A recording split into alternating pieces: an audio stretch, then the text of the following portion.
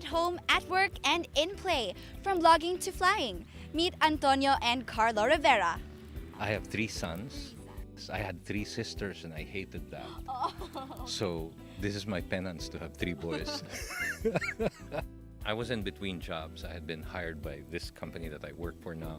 They gave me a month off just to, to rest before I started again. And Carlo suggested that I take up flying, which was something I always wanted to do. It's the best thing I've ever done. A couple of years later, Carlo, of course, enrolled himself as well.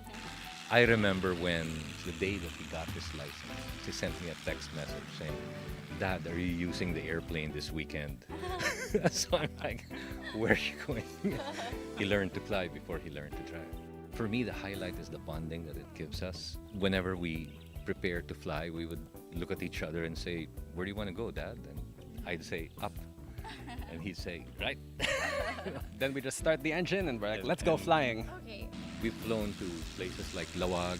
We've flown across the country. We've flown up and down Luzon. It was so enjoyable that that's when we decided to start writing a lot. We have this blog that has won a couple of awards. It's Flying in Crosswinds, and it's a blog about flight, adventure, romance, and everything under the sun. Normally, we try as much as possible to make fun of each other on the blog.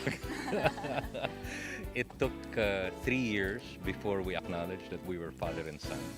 So he would call me Tonette and I would call him Carlo, and we never explained what our relationship was. So on the day that I said it's time to reveal that we're actually father and son, we got a lot of comments from people who thought that it was a gay site and said, "Oh shucks, we thought you were one of us." So I'm glad we went straight.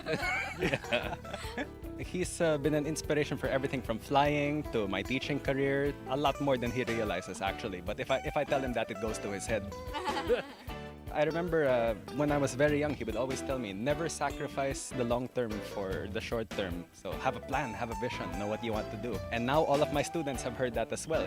I think the most important skill I ever picked up from Dad, and I've never told him this before, was how to make your presence felt to the people you care about, regardless of the distance or the circumstances. Because he spent so much time away from home and juggling his responsibilities, but we never felt abandoned at any point.